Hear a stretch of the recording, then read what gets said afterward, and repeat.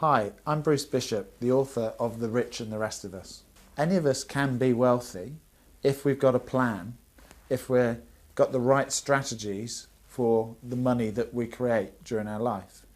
And that's really where my book comes from, is to share those strategies with you to create wealth.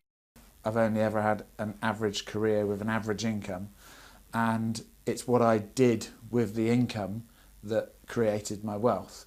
Bruce, in your book you mention that you've lost faith in pensions as a way of providing for our retirement, and by implementing your strategies it's possible to retire early without a pension. Is that really possible?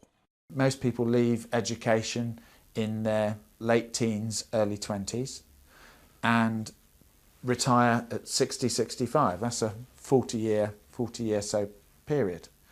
And that retirement age is getting longer and longer. Wouldn't it be better for me to show you a system where you could replace your present income within, say, 10 years? Someone who really wanted to go for it can do it in 2 or 3 years.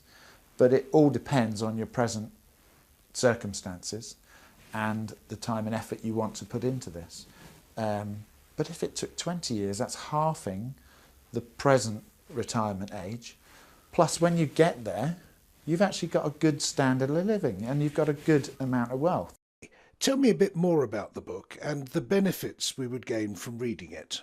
The Rich and the Rest of Us really is it's a little bit about me and where I come from and my background, and then it goes through why you'd want to be wealthy, what you feel wealth is, a little bit about your thoughts on money, and whether they're negative or positive. And a lot of people's thoughts on money are money is hard work, because we go to work, we work hard, so that's where we create our wealth. And that is a lot of people's belief, is that money is hard work. Actually, I believe money is easy. And once you learn a system, like in the book, money does become easy. It then goes on, once you've it goes on about having a plan. And I feel that we plan for loads of things in life, but we never plan for looking after ourselves financially for the rest of our lives. We may, like I say, take out a small pension and then get extremely disappointed when it matures because it's not what we thought it was going to be. This is a proper life plan that takes what you want out of life, and then we reduce that down to, say it's a 10-year goal of, like we were talking about earlier, replacing your present standard of living from an earned income to a passive income. Say that was your goal for 10 years' time. We then break that down to how you would actually get there, and then we come back to like maybe a 3-year target, and then a 1-year target, and then break that year down into months, break those months down into weeks, break the week down into days, break a day down into a daily task list. And breaking it right down to what am I going to do in the next hour with this 10-year goal makes things so much easier.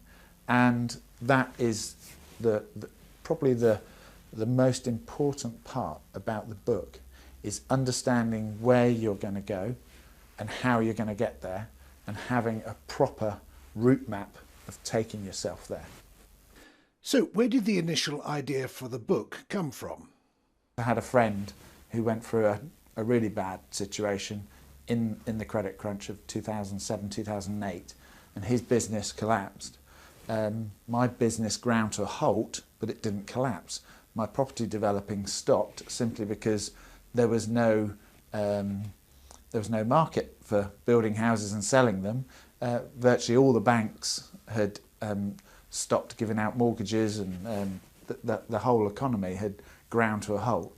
So I stopped developing and selling property. But I had other income streams that were passive income streams that supported me. And we compared what I did with my friend who virtually lost everything and had to start again. And we'd been on very similar incomes, We'd we'd actually been in business together for 5 or 6 years, and we just sort of compared what did he do and what did I do and what were the differences, and that's really where all this information sort of came from. What inspired you to write The Rich and the Rest of Us? I think I got more from Robert Kiyosaki's book, Rich Dad, Poor Dad, and I could really relate to that as well. I think that's probably the book that really gave me a kick up the pants and get on with stuff. With money worries and debt being such a problem these days, how do your strategies help? Debt reduction can be a very, very stressful thing, and a lot of people, it creeps up on them and they don't realise they've got themselves into debt. They can actually appear quite wealthy. They may have the nice car on the drive and the widescreen TV and the new kitchen, but actually they're paying out so much, they're paying out more than's coming in. And I share some really good strategies in The Rich and the Rest of Us where you can allocate your money differently to the way you allocate your money at the moment. Everyone sits down once a month, once a fortnight, once every 6 months, whatever. We may have it paid by direct debit, however we allocate our payments at the moment. We all pay our electricity bills, our gas bills, our telephone bills, our credit card bills. We are allocating our money at the moment. We have some sort of system. Even if it's a pretty slapdash system, those bills eventually get paid. They must get paid, otherwise you'd go to court and you'd have your electricity turned off or whatever it might be. So we do spend time allocating our money to pay off our debt, and we may spend a day a month actually organising that. All I'm saying is change the way you do that allocating of money to a different system, which we share in The Rich and the Rest of Us. It really does give you a real good feeling when you wake up in the morning knowing that you haven't got problems with debt and all that stress has gone. Because I've been there wondering how am I going to make ends meet, it's a horrible, horrible feeling, and with this knowledge you can move on from that, and even though it may take a while to get from where you are now to where you want to be, just knowing you've got a strategy to follow and knowing you've got a plan, it helps. Now, your strategies focus on creating wealth, but what about someone who's already wealthy? Can it benefit them? When you hear about these lottery winners and they win 3, 4, 5 million pounds and it's all gone within 2 or 3 years, they obviously didn't have a strategy for that money. So yeah, someone who's got money and they want to learn how to secure and keep that money for themselves and for future generations, to build a legacy for your future family, those strategies are all shared in The Rich and the Rest of Us.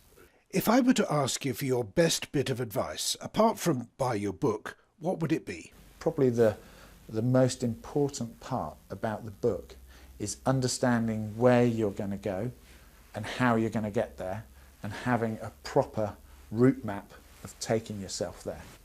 Final question. What are the key messages you want to get across? It's not what you earn, it's what you do with what you earn.